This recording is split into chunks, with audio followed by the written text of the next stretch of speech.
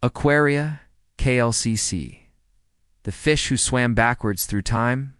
The first time Lina touched the fish, she didn't mean to travel through time. She just wanted to see if its scales were as cold as they looked. It was one of those hot Kuala Lumpur Saturdays, the kind where the air smells like rain that never quite arrives. Lina's mum had brought her to Aquaria KLCC for some educational enrichment, which was code for, "You've been drawing fish in your math book again, haven't you?" Lina didn't mind. She loved the quiet of the underwater tunnels, the way angelfish fluttered like living kites, and how sharks glided like silent bombers through the blue gloom. But today, something was different. At the Amazon River exhibit, past the piranhas, floated a creature so immense it seemed like it belonged in a legend. An arapaima. Its body shimmered like wet bronze in its eyes.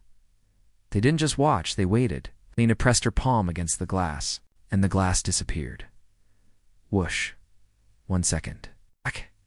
She was in the cool air conditioning of Aquaria, with her mom saying, "Don't lean so close, Lina." The next, she was barefoot in squelchy mud, air humid, and a red and white tram was clacking down a street lined with wooden shop houses. Lina gasped. The Petronas towers were gone. In their place were bicycles with baskets, men in songkoks selling pisang goreng, and a banner flapping in the breeze, Merdeka 1957. She spun around, seeing people in bright baju kurung and sarongs laughing and waving tiny paper flags. A boy, about her age, sprinted past, chasing a kite shaped like a fish. "Amir, you rascal, come back before you miss the parade." A woman shouted from a porch. Amir.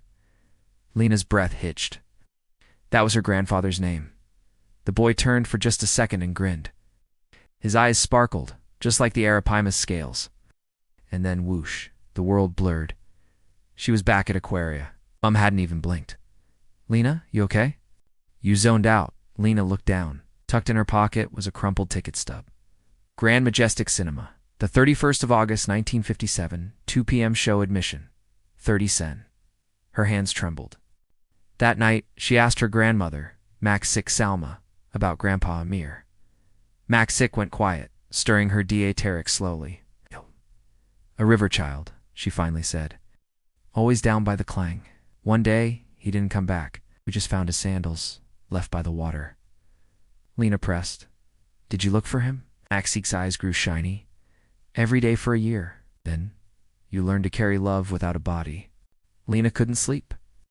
The next day, she returned to Aquaria alone, telling her mom she was studying marine ecosystems. She found the arapaima, floating, waiting. She touched the glass. Whoosh. This time, it was 1972. She landed near a construction site with a sign, KLCC Project, Future Heart of Kuala Lumpur, and there, arguing with a man in a suit, was Amir. Older now, maybe 27, fierce and passionate. "You can't pave over the riverbank," he shouted. "There are stories here, spirits, memories." The man just sighed. "Progress, Mr. Amir. You can't stop it." Amir kicked a rock. "Watch me." Lina wanted to run to him to shout, "Grandpa, it's me." But her feet were stuck. A worker walked right through her, like she was made of mist. She was a ghost in time. Then she saw it. Tucked under Amir's arm was a sketchbook. Her sketchbook. Except this one was old, worn, and filled with drawings of fish, rivers, and a recurring image. A man with fish scales for skin, the riverman. Before she could process it, whoosh, back to Aquaria. She opened her own sketchbook. On the last page was a new drawing, one she hadn't made. It showed a boy, Amir, handing something to the riverman. Beneath it, a faded pencil note, "I stay so you can go." The third time, she didn't hesitate. Whoosh. 1998. It was the opening week of Aquaria KLCC. The tunnel was empty, bathed in blue light. And there, standing before the arapaima tank, was Amir. Now, in his 50s, with gray at his temples and quiet eyes, he placed his palm on the glass, just as Lina had. "I know you're watching," he whispered. Lina's heart pounded. "I've been waiting for you, Lina." He said her name. He knew. "You're the one who draws the fish, right? Leaves them by the river in your time?" Tears welled in Lina's eyes. "Grandpa, I want to bring you home." Amir gave a soft, sad smile. Never left. Sion, I'm right where I need to be. He turned, looking right at her. Through time and space, the riverman chose me. To guard the stories. When cities forget their rivers, they forget themselves. To keep the magic alive. But Max sick misses you, Lina cried, though no sound came out. I know, Amir whispered. But love doesn't need a body, just a memory. And you. You're my memory, Lina. You're the one who remembers. He reached into his pocket, pulled out a small, smooth stone painted like a fish, and placed it on the ledge beneath the tank before walking away. Whoosh, back to the present. Lina stumbled, and her mum caught her. Lina, you're pale. Too much staring at fish. Ignoring her, Lina ran to the arapaima tank. There, on the ledge, sat the small painted stone. It was warm, as if it had been waiting for her. That night, she gave the stone to Mac's sick Salma. Her grandmother froze. Then a knowing smile spread across her face.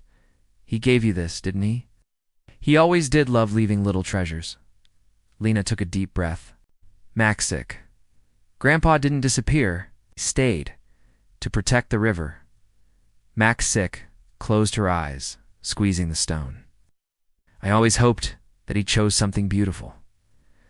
The next week, Lina returned to Aquaria, but the arapaima was gone. In its place was a new plaque, Guardian of the Klang. This exhibit is dedicated to the unseen keepers of our waters. May their stories never sink. Beside it stood a small statue of a boy holding a fish-shaped kite, smiling. Lina touched the glass. The water shimmered, and for a second, the ripples moved backwards. She smiled. I remember you, Grandpa. A year later, Lina's sketchbook was published. The Children of the Klang, Drawings from the River's Memory. A small memorial was installed by the riverbank with Amir's name and his favorite quote, Time's not a line, it's a river, and some fish. They swim against the current on purpose. Mac's sick Salma visits it every Sunday, and Lina still draws. But now her sketches include tram lines, old rooftops, and a smiling man with fish-scale skin. Sometimes, when she touches water, she feels a familiar ripple, and if she closes her eyes, she can almost hear the faint sound of bicycle bells, laughter, and the whisper of a fish swimming backwards through time. If you enjoyed this story, don't forget to like, subscribe, and hit that notification bell for more adventures. See you next time.